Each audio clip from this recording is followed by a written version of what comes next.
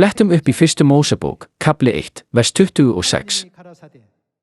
Þá sagði Guð: Vér viljum gera manninn eftir vorri mynd, líkan oss. Í öðrum kirkjum því haldið fram að aðeins einn Guð hafi skapað mannkynið, en hér vísar Guð til sjálfs sín sem vér. Orðið vér notað sem fleirtölumynd. Þýðir þetta þá ekki að Guð, sem skapaði mannkynið, sé ekki einsljóð? Guð sagði: Vér viljum gera manninn. Þetta vers orðað á sama hátt á öllum tungumálum sem Biblían skrifuð á. Jafnvel í hebresku Biblíunni, sem talin frumbiblían, Guði ekki lýst í eintölu heldur í fleirtölu sem Elohim. Vers 27. Og Guð skapaði manninn eftir sinni mynd. Hann skapaði hann eftir Guðs mynd. Hann skapaði þau karl og konu. Karl og kona voru sköpuð eftir mynd Guðs, þess sem sagði: Vér. Karlmenn voru skapaðir eftir karlmannsmynd Guðs og konur voru skapaðar eftir kvenmannsmynd Guðs. Guð með karlmannsmynd köllum við Guð föðurinn. Hvað ættum við þá að kalla kvenmannsmynd Guðs? Guð móðurina. Þess vegna segir í Galatabréfinu, kafla 4, vers 26, en Jerúsalem, sem í hæðum, frjáls og hún móðir vor.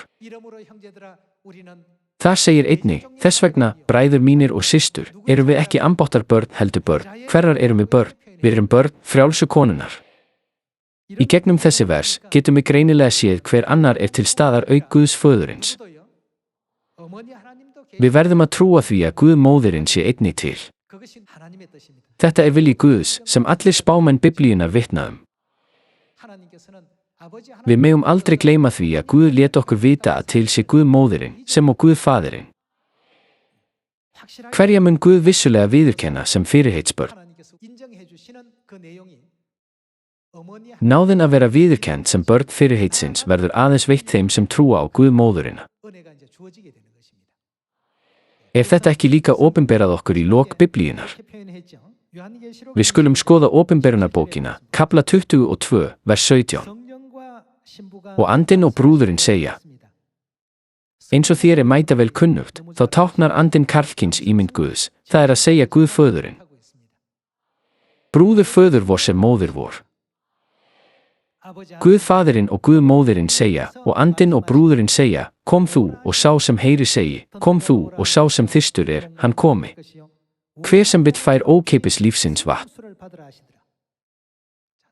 Eingöngu Guð faðirinn og Guð móðirinn stjórna málefnum lífsins. Og enginn nema Guð getur gefið mannkyninu lífsins vatn ókeypis.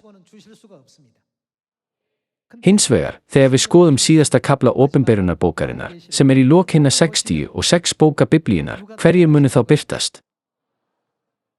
Það sagt að mannkynið verði að koma til andans og brúðarinnar, það að segja, Guðs föðurins og Guðs móðurinnar. Andinn og brúðurinn lýstu skýrt yfir að ef mannkynið vill sannarlega fara til himnaríkis, þá verður það að trúa á Guð móðurina.